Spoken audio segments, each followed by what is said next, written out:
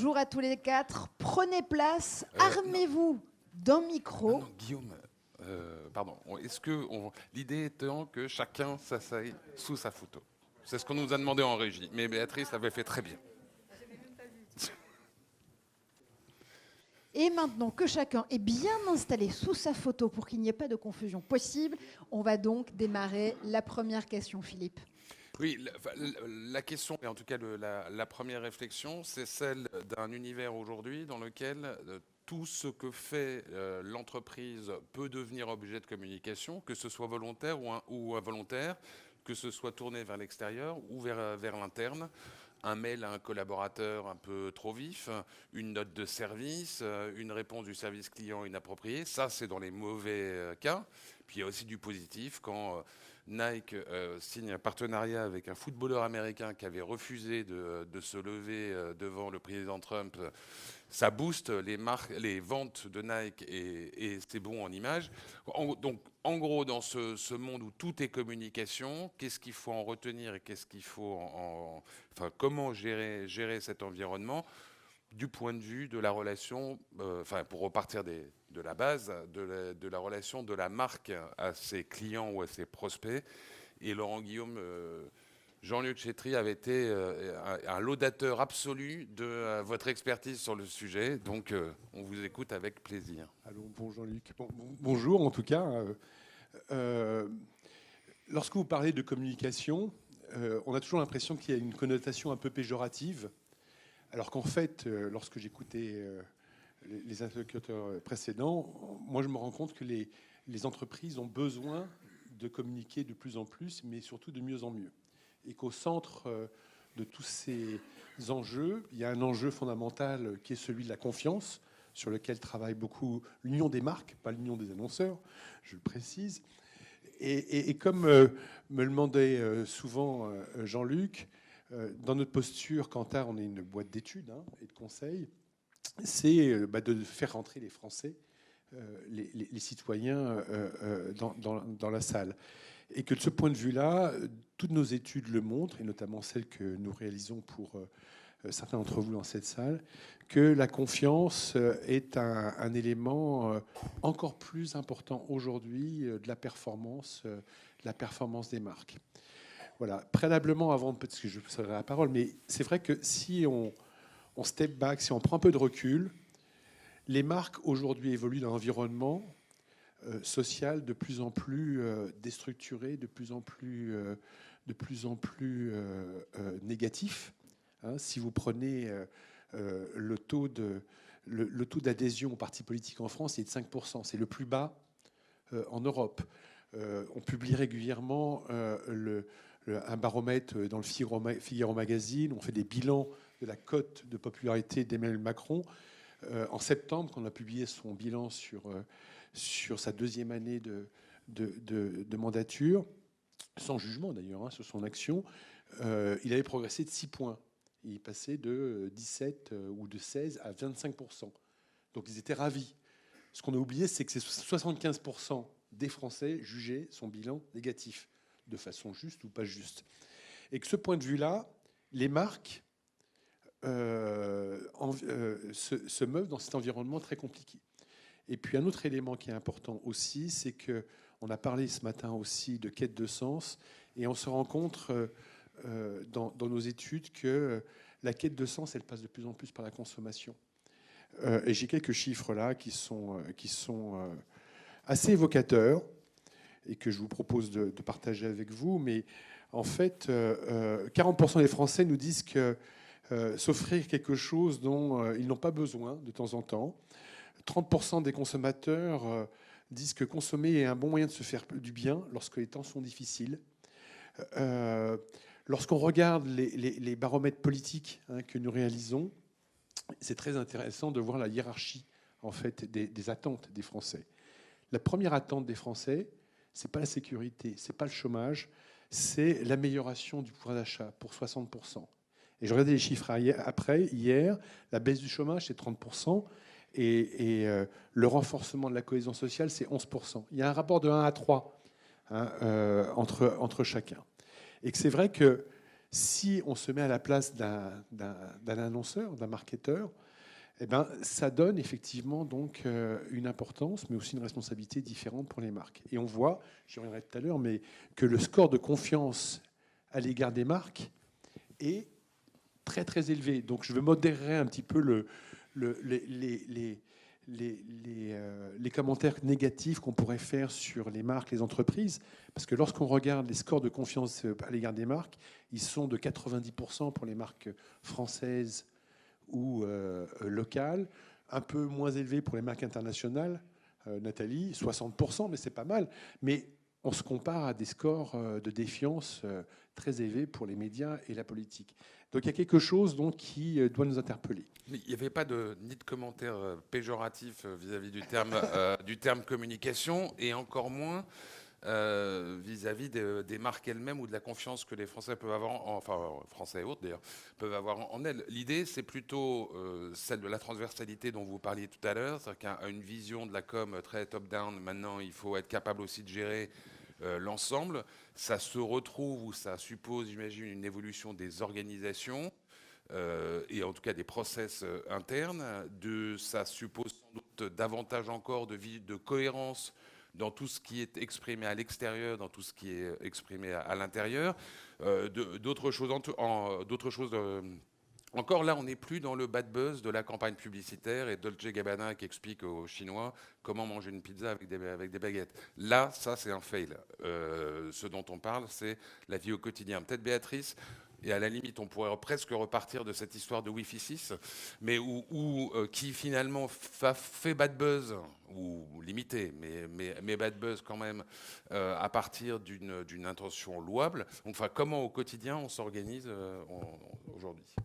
Alors bonjour à tous. Moi j'aurais envie de repartir c'est la notion péjorative de la com, parce que forcément c'est des valeurs que je défends depuis des années maintenant. Alors il y a une expression qu'on entend tous les jours et qu'on utilise malheureusement trop, c'est que de la com. Alors c'est que de la com, c'est peut-être à proscrire, parce que si on s'en arrête là, c'est grave. Mais néanmoins, que la com soit partout, c'est une évidence aujourd'hui.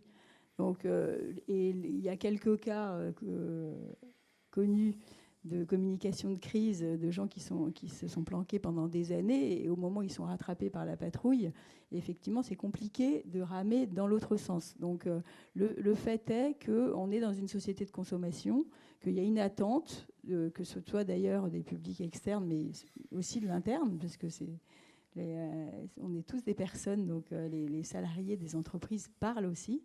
Et donc, c'est totalement illusoire de penser qu'on peut échapper à la communication aujourd'hui. En revanche, on peut défendre un métier de communication qui soit crédible, qui soit honnête. Alors, la transparence, il y a plein à la fois d'ambassadeurs de la transparence, et puis il y a aussi ceux qui la critiquent. Mais la transparence, ça a du bon. C'est que ça permet d'assumer un certain nombre de choses. Et l'histoire du Wi-Fi 6 que vous racontez, Fabienne, sur la France, est tout à fait la bonne chose. Dans l'apport de la communication, c'est de dire on le fait, et tant qu'à faire, revendiquons-le, puisqu'il faut juste expliquer. Après, c'est une question de pédagogie et d'éducation des esprits en général, mais c'est ça aussi la communication. C'est aussi de la répétition. Donc c'est bien aussi de se dire qu'on assume les choses et qu'on explique pourquoi on les a fait. Après, à nous d'évaluer si les audiences diverses sont mûres pour entendre ça ou pas. Et en tout cas, sur le cas de la dernière box, moi je tiens à dire qu'au global, c'est plutôt bien passé. On était en préparation aussi. On est, peut-être le savez-vous, mais aussi à la veille de relancer un plan stratégique et des vraies orientations chez Orange, avec une grande dimension et un engagement environnemental assumé et très fort, ce qui n'est pas non plus très courant dans les plans stratégiques qu'on vous présentez devant les analystes financiers. Donc on l'assume et on le démontre par la preuve sur un certain nombre de nos lancements. Donc c'est vrai pour la France. Fabienne, vous parliez de la France. Orange est une marque internationale aussi, on est présent dans plus de 30 pays. Ces sujets de communication, on les constate partout. Donc ça m'amène aussi à un autre sujet, c'est que tout est comme, et il n'y a plus trop de frontières. C'est-à-dire qu'un des partis pris assumés aussi chez nous, c'est que tout ce qui se dit à plus de 2 est possiblement public. Donc c'est pas qu'on soit paranoïaque et particulièrement angoissé par la fuite, mais c'est simplement du bon sens. Dire qu'il n'y a pas de secret qui se garde à plus de 2. Et si c'est des choses qu'on ne doit pas partager, eh ben on ne les écrit pas. Et on n'écrit pas à un certain public sans imaginer que ça puisse sortir ailleurs. Donc, tout ce qu'on écrit, on assume que ça peut sortir ailleurs parce que c'est cohérent avec le reste des messages qu'on porte. Et sur des secrets, c'est effectivement, ou disons des informations, des éléments factuels. Le principe que tu dis était relativement simple à mettre en œuvre. Sur des sujets de culture, faire en sorte par exemple que les valeurs de ceux qui sont dans vos centres d'appel, les valeurs qui portent, reflètent les valeurs du groupe, ça doit être beaucoup plus exigeant. C'est sûr, mais c'est sûr. La vie n'est pas un long fleuve tranquille tous les jours. Mais même sur les sujets de confidentialité, c'est pas toujours aussi bien respecté qu'on peut l'imaginer, hein. Et après, il y a une espèce de fantasme aussi. Moi, je revendique beaucoup cela pour faire partie d'un comité exécutif. Il faut arrêter que la confidentialité, enfin des secrets d'alcôve, c'est 2% de ce qu'on traite tous les jours. Donc ça fait 98% des choses qu'on peut partager. Donc il faut arrêter de penser qu'on cache toujours la copie. Moi, ça m'a toujours fait assez sourire, ce genre de choses, parce qu'on arrive à se construire des croyances qui sont quand même pas tout à fait la réalité des choses quand on regarde concrètement. Moi, il se trouve que j'ai dirigé des équipes de communication. On a toujours l'impression qu'on planque la copie dans l'entreprise. Et je leur dis toujours ça. Si vous voulez vous entendre avec les autres, partagez tout ce que vous savez. En réalité, il y a très très peu de choses qu'on ne peut pas partager, ni en interne, ni en externe. Peut-être le cas de Nespresso. Alors Nestlé, par ailleurs, n'étant pas réputé être le groupe le plus transparent du monde, je ferme la parenthèse. Mais sur le cas de Nespresso, un morceau de scotch qui vous colle un peu au doigt depuis quelques années, pire qu'au Capitaine Haddock, c'est l'histoire de est-ce que les capsules Nespresso, c'est écologiquement responsable. Donc comment est-ce qu'on évite que ça parasite tout ce que vous pouvez dire par ailleurs, et puis d'autre part, comment est-ce qu'on communique aussi sur ce que vous faites, puisque vous avez des initiatives dans ce domaine. Bonjour à tous. C'est un sujet intéressant, c'est un sujet assez passionnant, parce que finalement, dans le petit exemple de Nespresso, on va recouper quasiment tout ce qu'on a vu ce matin. Il se trouve que Nespresso, qui est une entreprise assez jeune, une filiale assez jeune, on a 25 ans, est profondément, et moi je bosse dans cette maison depuis 8 ans, une entreprise à mission. Vraiment. Et aujourd'hui, en France, et pas forcément partout dans le monde, en France, on a une difficulté qui est qu'on n'est pas du tout perçu comme ça à cause de, vous le dites très bien, une espèce de morceau de scotch qui s'appelle l'emballage aujourd'hui. Parce que paradoxalement, personne ne vient contester quelque chose qui est pourtant beaucoup plus difficile à regarder et à vérifier, qui est l'amont de la chaîne de valeur de Nespresso. On a une particularité chez Nespresso, on va de l'amont du caféiculteur, avec lequel on travaille en direct, et on est les seuls, jusqu'aux boutiques et aux sites e-commerce, où on commercialise nous-mêmes nos propres produits. Donc on couvre l'ensemble de la chaîne de valeur. C'est pour ça qu'on arrive à être vraiment une entreprise à mission, parce qu'on interface partout. Alors, quand on va faire des programmes de fonds de retraite auprès des caféiculteurs colombiens pour qu'ils arrivent enfin à passer leur ferme à leurs enfants, là, finalement, on est cru, alors que finalement, le journaliste ou le grand public ne le sait pas.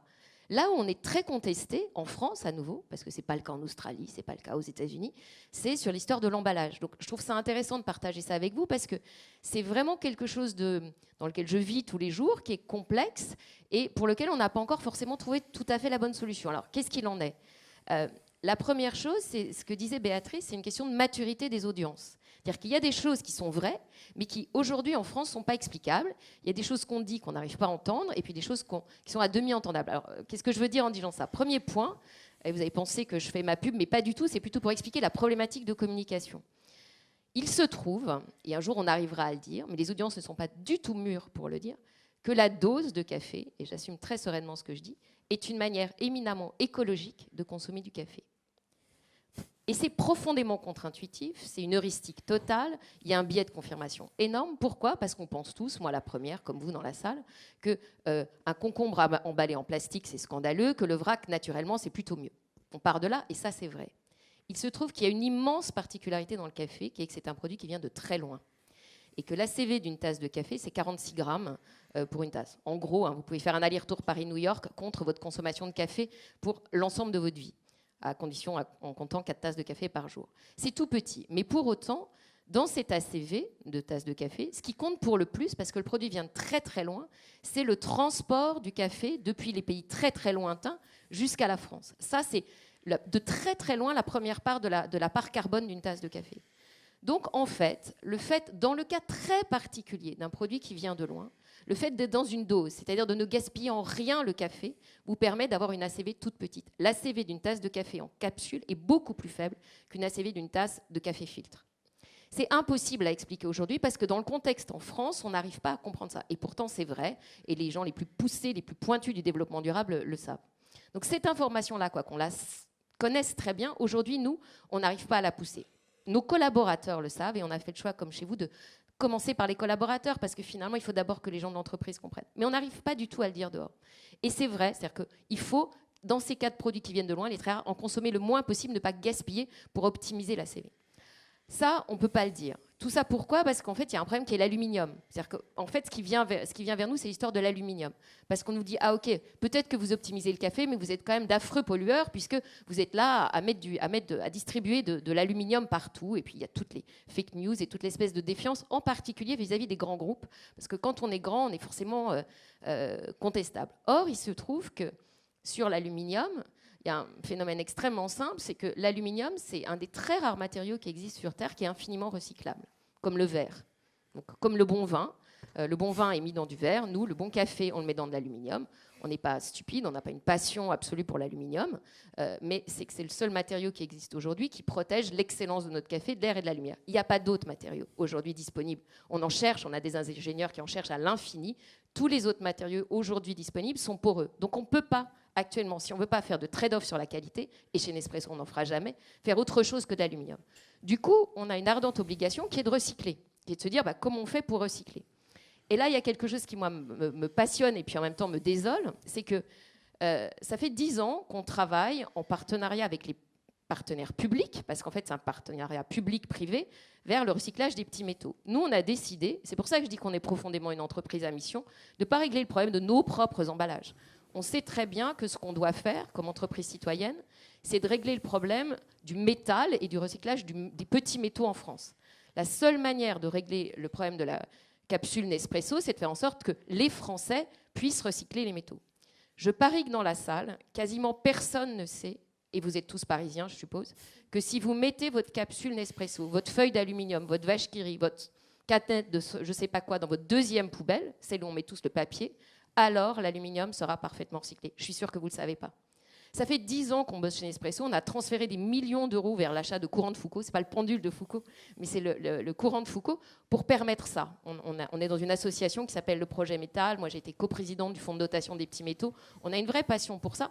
Et en fait, quoi que ce soit un partenariat public-privé, aujourd'hui, on a un vrai problème de communication, une forme de défiance sur ce que font les grandes entreprises. Et en fait, on a beaucoup de mal à être audible. On a commencé à faire une campagne. Et en fait, c'est tout ce paradoxe en fait, entre une intention de mission et un instant de communication. Donc, nous, on vit tous les jours là-dessus.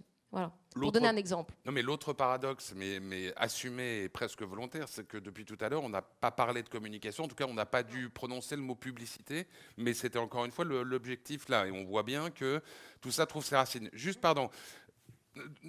On prolongera toujours plus tard sur le recyclage des petits métaux, mais juste sur comment est-ce qu'en parallèle, alors qu'encore une fois, on creuse ce sillon qui doit petit à petit faire diminuer la tension latente sur ce sujet. Mais comment, en parallèle, on continue à avoir Georges Clooney qui se promène aux quatre coins du monde ? Enfin, comment est-ce qu'on continue aussi, on mène les deux actions en parallèle, la communication, disons, classique, publicitaire, et ce travail de fond sur le... C'est vrai que ça paraît être paradoxal, ça paraît être compliqué à balancer. En fait, ça ne l'est pas du tout.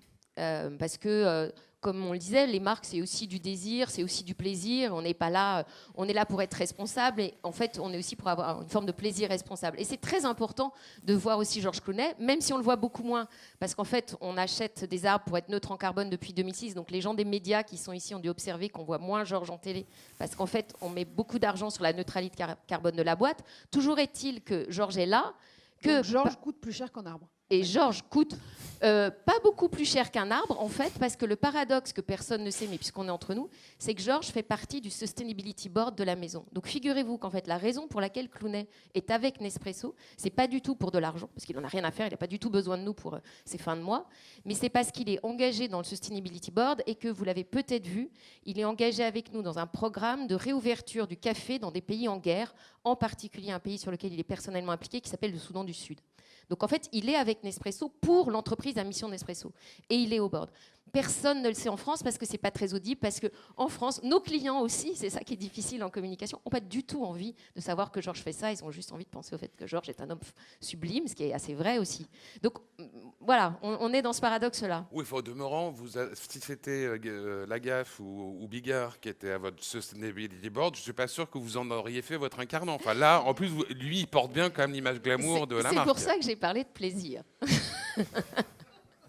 Voilà. Peut-être Jean-Luc, pour poursuivre, Jean-Luc Chétric a l'avantage d'avoir fait à peu près tous les métiers dans ce secteur. Et donc aujourd'hui, mais ce qui donne de l'expérience et une pertinence. Et donc sur ce début de discussion, encore une fois, le fait surtout qu'on ne parle pas de communication au sens métier, visage, technique du terme, mais plutôt de fond, d'entreprise de mission, de confiance, de transparence. Bah, écoute, ça explique aussi pourquoi on n'est plus l'UDA. Hein. Parce que là, on n'a pas parlé de publicité.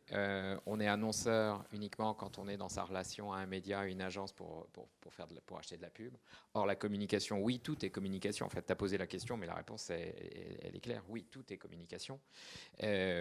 Tant mieux. Parce que finalement, quand on était annonceur, c'était une sorte de monologue. Hein. On parlait, et puis vous écoutiez, et puis vous la fermiez. Hein. Vous n'aviez pas le moyen de répondre de toutes les façons. Donc maintenant, eh bien, vous parlez avec nous ou entre vous de nous, des marques. Ça rend évidemment, c'est une opportunité parce que finalement, ça peut donner l'opportunité d'établir cette relation directe. Moi, quand j'étais chez Procter, donc j'ai connu quelques années en effet, et Nestlé, j'avais cette passion de pouvoir essayer de créer une relation directe avec le client. Bah, maintenant, c'est possible. Alors, il y a une contrepartie à ça, c'est que comme la relation directe est possible, eh bien, il y a des attentes et il y a une réaction directe. Moi, ce que j'ai entendu, et c'est intéressant, et c'est pas par hasard si ces deux marques et ces deux entreprises se sont engagées dans notre programme de communication responsable, qui est le programme FAIR. Il y en a 33 autres, mais elles sont toutes... elles ont toutes fait de cette volonté de transparence, d'engagement, de sincérité, quitte à être contrôlée, à être mesurée, à être critiquée, eh bien, une partie de ce qui va faire leur valeur. On parlait, mais c'est pas né d'aujourd'hui, des 3 P, vous savez, sur les marques, les entreprises durables. Hein, comment on concilie profit, planète et people, les gens. Moi, je crois que là, on est en train de voir qu'on est en train, finalement, 20 ans plus tard, hein, parce que c'est quand même, c'est pas d'aujourd'hui, hein, mais 20 ans plus tard, on est en train de se mettre tous en marche pour essayer de mettre en œuvre réconcilier ces 3 éléments. Et par rapport à et c'est juste le dernier mot, par rapport à ce que disait Laurent, qui disait soyons contents, finalement, les marques ont quand même une confiance supérieure aux politiques. Comment dire, c'est pas mon benchmark. Notre benchmark, il doit être d'aller viser beaucoup plus haut et en fait de regarder que le temps passant, parce que tu as été gentil avec nous, mais le temps passant, la croissance, la confiance, elle a décru. Donc on est bien quand même dans un moment, hein, c'est pour ça que Nathalie dit c'est difficile de se faire entendre, hein, on fait et on a du mal à se faire entendre. Mais Fabienne Dulac le disait aussi, le premier temps c'est de faire et puis le deuxième temps viendra où mais il est peut-être déjà venu, hein, de commencer un peu à le faire savoir, c'est-à-dire à commencer à communiquer sur les engagements, la manière dont on les tient. Nous, on a ce programme qui a 2 ans, on a dit dès le début, et il y a des marques qui nous ont dit « Oh là là, est-ce qu'on y va ?» Dès le début, on a dit « On va publier la manière dont vous avez délivré vos engagements. » Et donc le 31 janvier, j'en profite, le 31 janvier, c'est 2 ans après, on publie toutes les marques, et Nathalie me disait qu'elle y travaille, tout ce qu'elles ont fait. Et je crois que ça, c'est vraiment une nouvelle façon aussi de conduire la communication, c'est d'être dans une communication très responsable et engagée. Oui, moi je voulais juste dire que, ayant la chance d'avoir un poste d'observation sur sur de nombreux pays avec une communication très grand public, il y a une particularité quand même française que tu décrivais aussi, Nathalie, qui est, alors c'est surpondéré par le fait qu'on est un opérateur historique en France, qu'on est un gros employeur, donc on passe pas inaperçu quand on est Orange en France, mais il y a quand même une particularité qui est une forme de paradoxe entre un rejet de l'entreprise, enfin un rejet, je ne peux pas dire rejet, mais en tout cas une image assez négative de l'entreprise et des grandes entreprises. Alors c'est encore pire, et une forme de confiance renouvelée un peu par défaut sur les marques. Parce que, en fait, c'est un peu ce que tu disais à l'instant. Oui, les marques, on attend beaucoup des marques, et on attend beaucoup des marques sur le volet de l'engagement sociétal, par défaut de la défiance qu'on porte aux politiques et aux médias, malheureusement. Mais c'est ça le constat. Mais ça, c'est quelque chose que, objectivement, on n'observe pas hors de l'Hexagone. Donc c'est quand même des questions à se poser sur notre propre faculté à s'auto-flageller en permanence, parce que c'est assez sidérant de voir le décalage qu'il y a entre la même marque qui fait peu ou prou le même métier et dans des contextes un peu différents et qui sont perçus différemment. Et pourtant, on a une communication qui n'est pas centralisée à la Coca-Cola, mais qui est quand même assez unifiée, et une marque assez forte et assez homogène. Donc ça, c'est quand même très notable. On a exactement ça, nous, évidemment, sur la marque Nespresso. Ce qui est intéressant à se dire, c'est que tous ensemble, quand on essaye d'avancer, on avance très modestement, à la fois en impliquant nos collaborateurs. Et une des choses les plus essentielles à avoir en tête quand on parle communication responsable, et Béatrice le disait très bien, c'est de commencer par les collaborateurs. La plupart des choses peuvent être dites. Enfin, il y a très peu de choses qui sont confidentielles, en fait. Il faut oser prendre ce risque-là et oser se dire que nos collaborateurs, s'ils sont bien formés, s'ils comprennent bien l'intention de l'entreprise, c'est beaucoup plus potentiellement des ambassadeurs que des détracteurs, et on a tout intérêt à faire ça.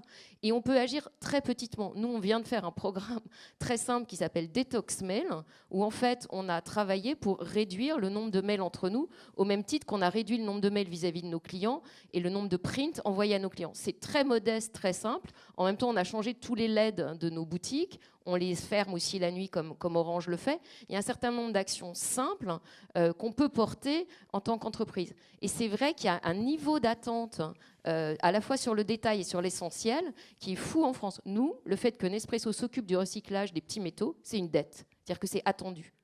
Est-ce que ça ne veut pas dire, le décalage dont parlait Béatrice, qu'il y a un sujet, enfin, finalement, une difficulté de l'entreprise dans son organisation, son mode de fonctionnement, l'épanouissement qu'y trouvent les collaborateurs, une difficulté de l'entreprise à être au même niveau que la valeur perçue de ses produits. Enfin, qu'en gros, quand on a le produit lui-même, on l'aime, éventuellement on aime la marque. Quand on pense, enfin, on décentre le regard et qu'on regarde l'entreprise, ceux qui y travaillent, la relation quotidienne avec ses représentants, etc., on est déçu.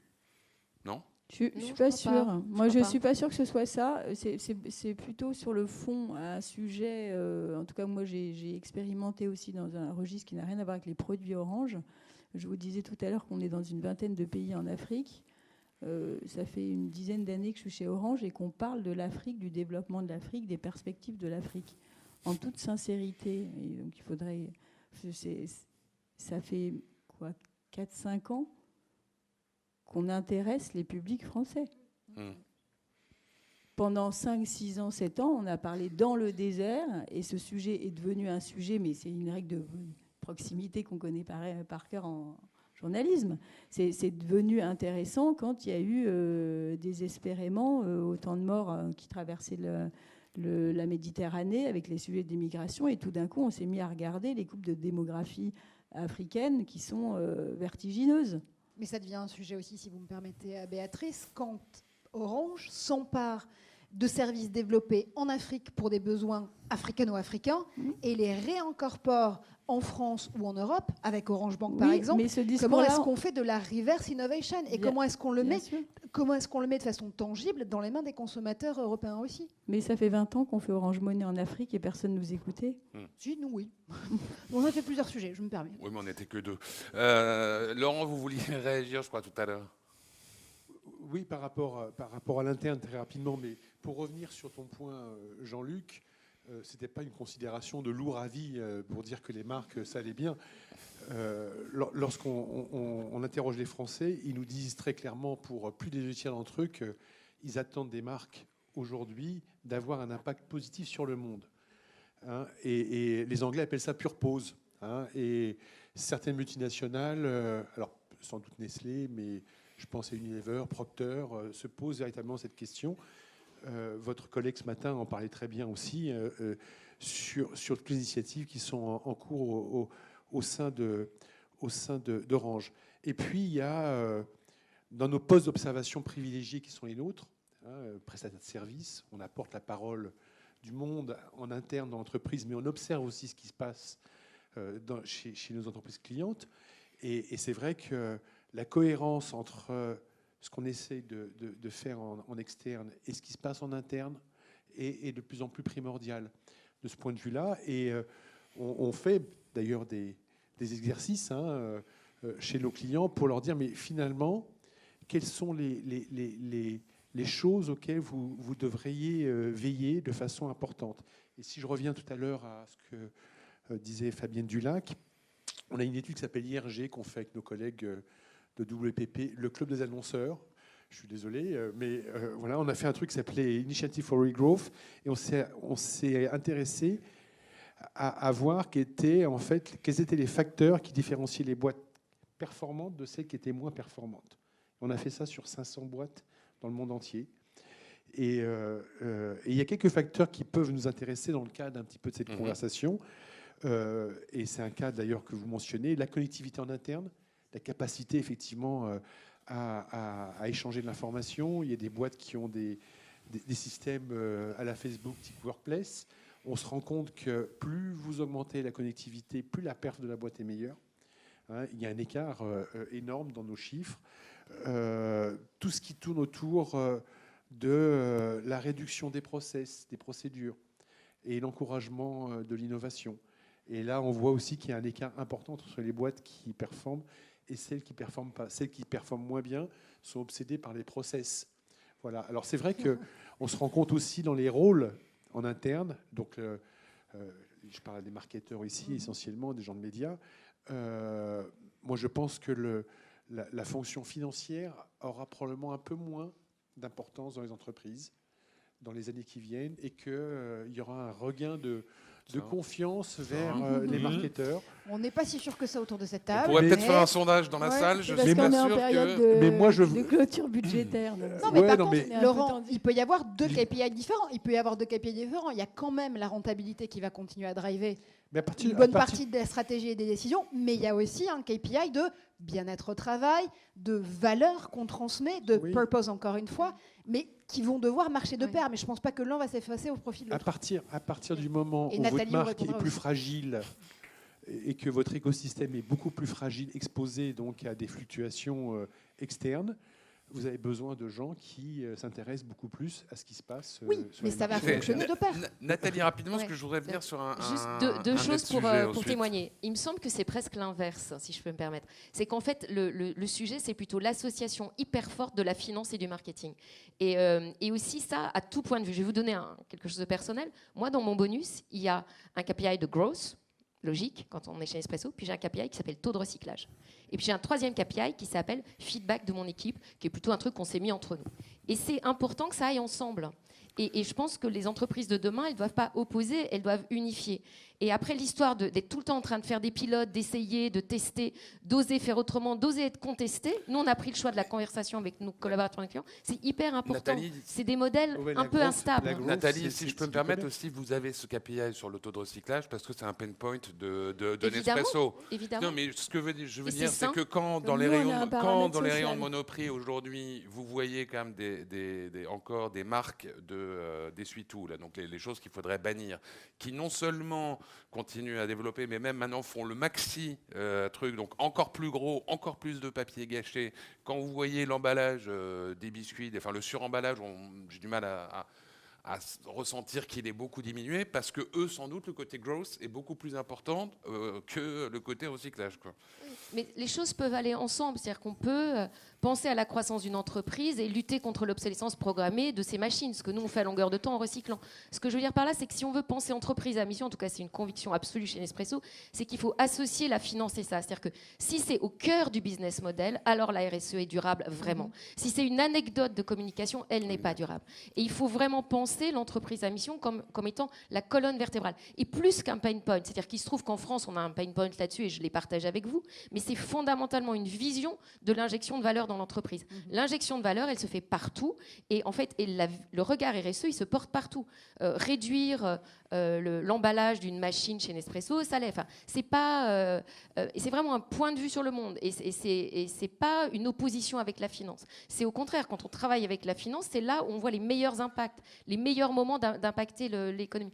Je trouverais dommage qu'on pense à une entreprise de demain en opposant le marketing et la finance, alors qu'il faut qu'on bosse ensemble. Et dans l'entreprise de demain, au-delà de la transformation sociétale des entreprises, il y a aussi un point à intégrer désormais, qui est celui de la transformation par la diversité. Et j'allais même dire les diversités au pluriel, que ce soit en termes d'égalité femmes-hommes, que ce soit en termes aussi de diversité d'origine de ses collaborateurs. Comment on fait concrètement quand on est des entreprises et des marques mondiales comme vous, Orange et Nespresso, et puis vous, côté marque et côté annonceur, pour pouvoir justement mettre en lumière cette diversité qui, en plus, est un KPI de rentabilité et de scaling.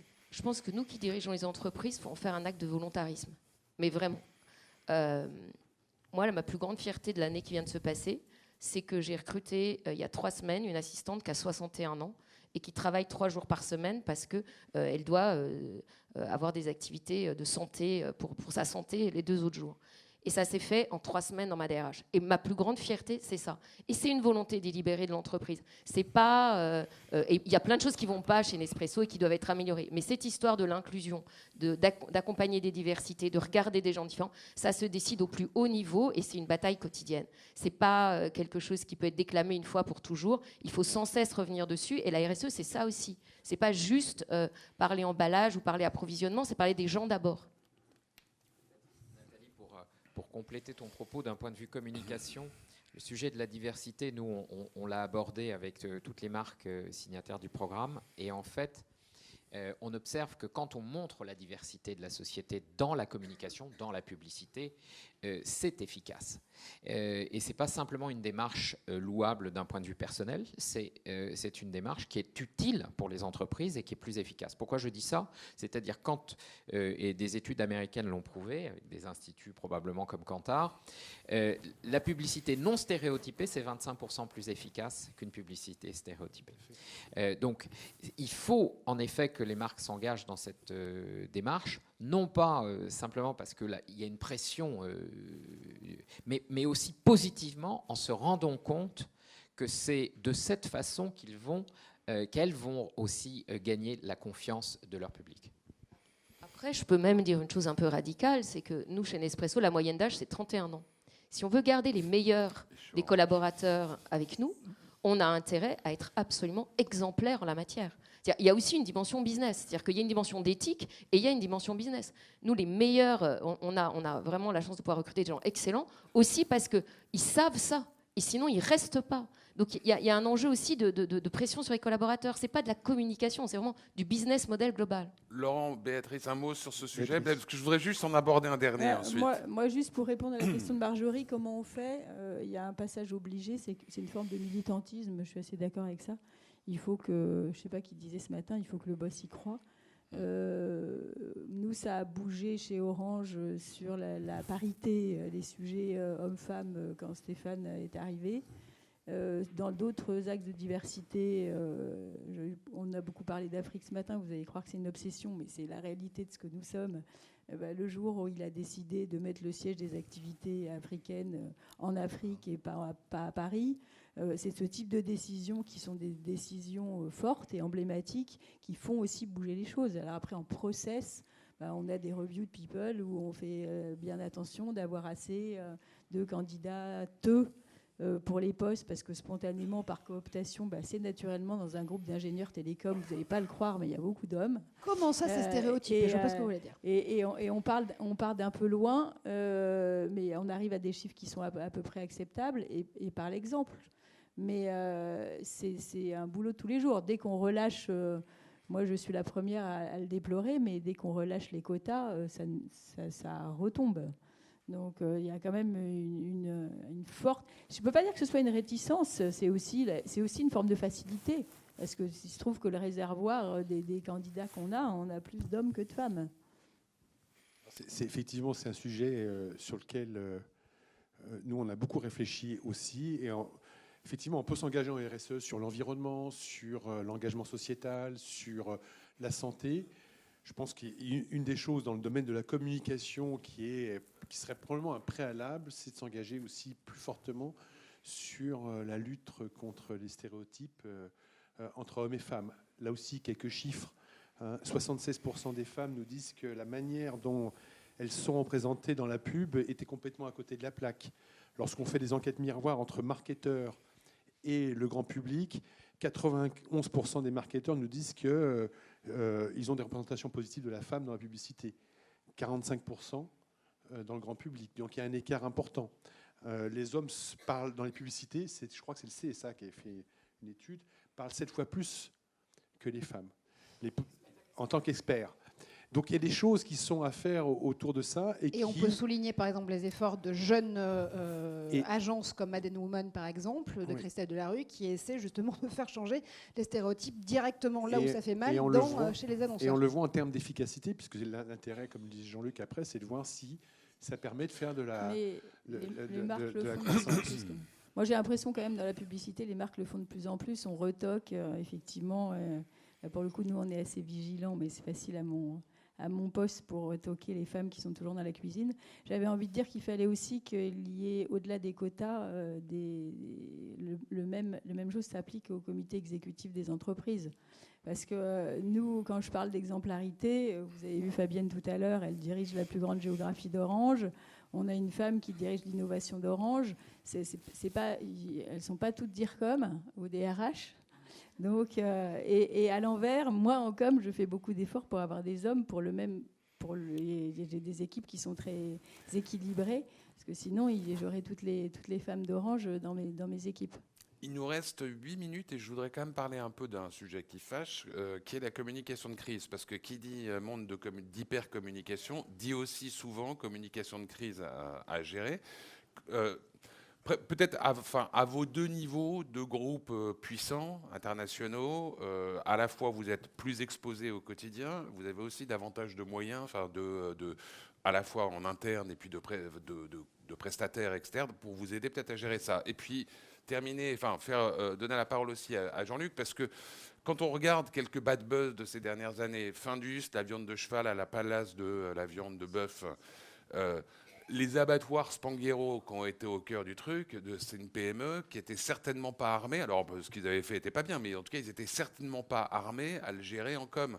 Cuisinella qui s'est fait ramasser sur une publicité mettant en scène une fausse prise d'otage qui était absolument sordide. La pub est restée en ligne 1 heure. Parce que la fin de truc, c'était quand même les 2 faux otages qui étaient dans leur cercueil, etc. C'était atroce. Là aussi, Cuisinella, je ne suis pas sûr qu'il soit hyper outillé. Donc, est-ce que l'Union des marques fait quelque chose. Peut-être, Béatrice, Nathalie. Non, mais juste pour réagir sur ce que tu disais, ça rebondit sur ce que je te disais tout à l'heure, c'est-à-dire que on ne peut pas, probablement qu'ils n'étaient pas préparés, et parce qu'ils ne se sentaient pas exposés. Donc à partir du moment où on est dans un monde de communication, et a fortiori si on parle de marques comme Orange ou comme Nespresso aujourd'hui, on est ultra exposé. Donc on est très préparé. Et comment ça marche la com de crise ? Personne, à partir du moment où tu es exposé, tu ne peux pas éviter qu'il y ait des attaques. Je ne sais pas, j'ai souvenir du jour où on a fait tomber le réseau français, le jour du départ en vacances et résultat du bac, ça ne peut pas passer inaperçu, ça ne peut pas se passer bien. Maintenant, on essaie de construire tous les jours cette communication responsable que je défends, qui est sincère et qui est transparente. Et du coup, on a acquis, j'espère, une forme de crédibilité auprès de nos publics et qui font qu'on se saisit du problème immédiatement. On ne met pas la tête sous l'aile pendant un moment et on n'imagine pas que ça va se passer bien et qu'il n'y a rien à faire et qu'il n'y a rien à assumer. Non, mais dans la gestion de crise, il y a aussi une partie de technique, y compris sur à quel moment on peut reprendre la parole, quelle doit être la teneur du premier message. Enfin, il n'y a pas... oui, il y a de l'expérience. Il y a de l'expérience. C'est plus un état d'esprit que de la technique au sens équipement, en tout cas. Nathalie ? Je ne peux pas dire mieux que ce qu'a dit Béatrice. C'est plutôt de l'expérience, du savoir-faire, puis un point de vue qui est de dire soyons transparents, exposons. De toute façon, nous, on est exposés chaque jour, chaque matin à des fake news ou des points de vue un peu exacerbés. Et notre manière de faire, c'est d'être vigilant et de répondre de la manière la plus transparente possible, la plus sincère possible, y compris en disant ce sujet-là n'est pas encore parfait, on y travaille. Voilà, et les choses se font petit à petit. La pire des positions consisterait à faire la politique de l'autruche. Il faut juste aller, c'est comme en sport, il faut aller au contact et partager. Et nous, par exemple, on a une bonne pratique qui est qu'on parle tous les mois aux gens qui nous détestent le plus. Voilà. Et je trouve que c'est un bon exercice, et puis c'est un bon exercice de business model aussi, parce que parfois ça nous conforte dans des décisions, ça nous les... C'est des blogueurs identifiés. Alors c'est des blogueurs identifiés, c'est des ONG particulièrement du côté de la déconsommation très très dures, des gens qui vont avoir des points de vue total zero waste, etc. Et c'est très intéressant parce que d'abord c'est des gens qui, eux, savent les efforts qu'on fait et nous accréditent. Ils nous aiment pas forcément, mais ils comprennent ça. Et une des manières de se préparer, c'est aussi d'aller voir les gens qui nous aiment pas, parce que parler juste entre soi, c'est pas très intéressant. Il y a une forme de courage à aller voir ça. C'est vraiment de l'expérience et c'est vraiment, je partage un état d'esprit. Il faut quand même dire aujourd'hui qu'on a l'air de raconter ça comme si c'était facile et c'était évident, parce que nous on défend ces points de vue-là toutes les deux, mais qu'il y a encore des gens qui blacklistent des journalistes qui parlent mal d'eux, qui refusent de répondre à des questionnaires, mais même de répondre au sens littéral du terme. On a le droit de répondre non. Mais ça existe encore en 2020 bientôt. Je ne vous demande pas de m'aimer, je vous demande de me comprendre par contre. Peut-être Jean-Luc Chétrit pour ce qui sera le mot de la fin aussi. Peut-être pour compléter, là on a deux expertes, Béatrice et Nathalie, donc forcément elles pratiquent au quotidien, etc. Donc je pense que sur ces sujets qui sont neufs, on l'a dit, le fait que tout soit communication change fondamentalement la façon de travailler. Donc les entreprises, selon leur taille, sont plus ou moins prêtes à ça. Donc je pense qu'elles ont besoin de formation. Et donc nous, on accompagne, je ne peux pas donner les noms, mais on a des dirigeants d'entreprises qui viennent participer à nos formations sur justement la communication de crise. Ce qui prouve à quel point le sujet est devenu important. Puis il y a un dernier point, parce que je vois le président du CSA qui est là, donc je voudrais en parler, c'est que les marques sont prises à témoin et parfois deviennent responsables des contenus qui peuvent être diffusés. Tu ne m'as pas posé la question, mais tu vas y répondre. J'y réponds et je la pose moi-même, qui est finalement, est-ce que les marques sont responsables quand un certain nombre de personnes prennent la parole dans des émissions, et vous imaginerez très bien à qui je peux penser. On peut dire Éric Zemmour. En début de soirée, on peut parler d'Éric Zemmour, par exemple. Et je crois que là, les choses doivent être très, très précises sur ce point. Les marques ne sont pas censeurs des émissions. Les marques financent la diversité et la possibilité pour les médias de se financer et donc de pouvoir représenter la diversité des points de vue. Quand elles sont présentes à côté d'une émission, ça n'est pas leur choix spécifique de soutenir le contenu éditorial, que ce soit le journal de 20 heures, un film ou une émission débat. Elles peuvent choisir les contextes dans lesquels elles veulent être diffusées, polémique ou pas polémique, débat politique ou pas, ça c'est de la liberté, mais ça n'est pas à elles de prendre toute la responsabilité de ce qui peut se passer de façon éditoriale dans un contenu d'un média. Et je pense que la responsabilité, vous l'avez vu, les marques qui sont là, elles s'engagent, mais il y a une limite à l'engagement qu'elles peuvent prendre. Ça n'est pas à elles de devenir les censeurs des médias en France. Et quand on trouvera cette bonne... et les journalistes nous interrogent beaucoup, questionnent beaucoup et critiquent beaucoup les marques qui participent autour de certaines émissions, ils devraient plutôt se poser la question de savoir si ces marques, elles contribuent ou pas à la diversité des opinions qui peuvent s'exprimer en France. Il était prévu que tu aies le dernier mot, mais là, du coup, tu as rouvert un sujet sur lequel je voudrais bien juste un commentaire rapide de Béatrice et de Nathalie sur ce sujet, effectivement, des émissions qui, à un moment, font polémique, que ce soit des émissions d'humour à Hanouna, que ce soit Zemmour, son discours retransmis sur LCI, etc. Dans ce cas, est-ce que vos agences vous font remonter des alertes? Est-ce que il vous est arrivé de demander de ne plus annoncer aux alentours de telle ou telle émission? Alors, on va faire notre mea culpa. Nous, on l'a fait une fois bien, une fois mal. Une fois, on a surréagi de mon point de vue à la pression sur le sujet Hanouna, et on a retiré la publicité, et moi je pense que c'est une erreur. Et puis après, en y réfléchissant, puisque ça nous a ouvert le débat, parce que c'était arrivé très directement, et c'est pas pour rien qu'ils interpellent des marques qui sont plus exposées que les autres. Et là-dessus, je pense qu'on a eu tort. Et la deuxième fois, on avait eu le temps d'y réfléchir, et je conforte tout à fait le point de vue de Jean-Luc là-dessus. Ça n'est pas à nous de prédéterminer ce qui va être le fond de l'expression d'un interlocuteur ou d'un intervenant quelconque à la télévision. D'ailleurs, on ne pourrait pas le faire. Je veux dire, comment voulez-vous qu'on anticipe ce que va dire Zemmour tel jour? Et puis un jour, il va peut-être se réveiller et dire autre chose. Donc, si ça se trouve, il ne faut pas désespérer de la nature humaine. Il peut même changer d'avis. Donc, non, mais c'est juste pas possible. Ça n'est pas notre métier et ça n'est même pas faisable. Pour abonder dans le sens de Béatrice, c'est non seulement pas faisable, mais c'est pas souhaitable. Il me semble, comme citoyenne d'une démocratie, qu'il faut que chacun soit modeste et que chacun soit à sa place. Et que nous, les marques, les professionnels, on ne peut pas, pour la simple et bonne raison que interagir en préalable. A posteriori, on peut réagir. En préalable, en temps réel, on ne peut pas. Et c'est ça, en revanche, qu'il y ait des organisations qui permettent de le faire. Et nous, on est toujours très en faveur de ces contrôles-là. Mais on ne peut pas, en amont, savoir. Il peut y avoir des décisions a posteriori prises quand on est tenu au courant. Ça arrive, mais jamais avant. Donc c'est formidable, ce n'est pas Éric Zemmour qui aura le mot de la fin de cette Et heureusement. Merci à vous quatre, merci beaucoup. Merci.